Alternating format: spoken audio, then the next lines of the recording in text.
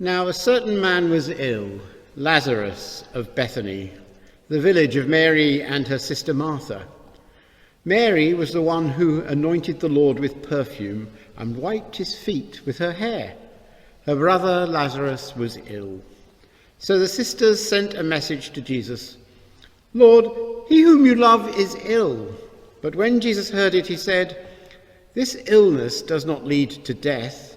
Rather, it is for God's glory, so that the Son of God may be glorified through it." Accordingly, though Jesus loved Martha and her sister and Lazarus, after having heard that Lazarus was ill, he stayed 2 days longer in the place where he was. Then Jesus told them plainly, "Lazarus is dead. For your sake I am glad I was not there, so that you may believe. But let us go to him." Thomas, who was called the Twin, said to his fellow disciples, "Let us also go, that we may die with him." When Jesus arrived, he found that Lazarus had already been in the tomb 4 days. Now Bethany was near Jerusalem, some 2 miles away, and many of the Jews had come to Martha and Mary to console them about their brother. When Martha heard that Jesus was coming, she went and met him, while Mary stayed at home. Martha said to Jesus, "Lord, if you had been here, my brother would not have died. But even now I know that God will give you whatever you ask of him." Jesus said to her, "Your brother will rise again." Martha said to him, "I know that he will rise again in the resurrection on the last day." Jesus said to her, "I am the resurrection and the life. Those who believe in me, even though they die, will live. And everyone who lives and believes in me will never die. Do you believe this?"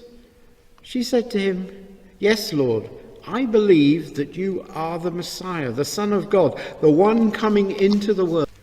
When she had said this, she went back and called her sister Mary and told her privately, "The teacher is here and is calling for you." And when she heard it, she got up quickly and went to him. Now Jesus had not yet come to the village, but was still at the place where Martha had met him. The Jews who were with her in her house, consoling her, saw Mary get up quickly and go out. They followed her because they thought that she was going to the tomb to weep there. When Mary came where Jesus was and saw him, she knelt at his feet and said to him, "Lord, if you had been here, my brother would not have died."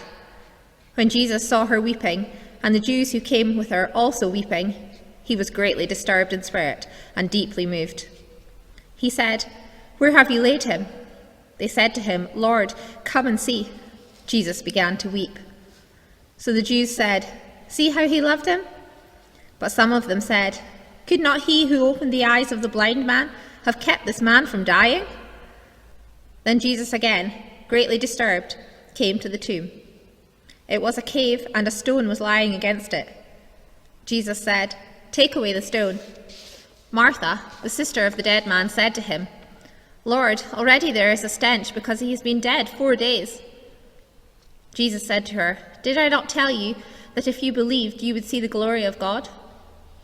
So they took away the stone, and Jesus looked upward and said, "Father, I thank you for having heard me. I knew that you always hear me, but I have said for the sake of the crowd standing here, so that they may believe that you sent me." When he had said this, he cried out with a loud voice, "Lazarus, come out!" The dead man came out.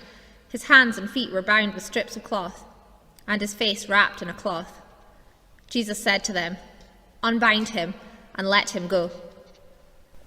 Many of the Jews, therefore, who had come with Mary and had seen what Jesus did, believed in him. Now the chief priests and the Pharisees had given orders that anyone who knew where Jesus was should let them know, so that they might arrest him. This is the word of the Lord.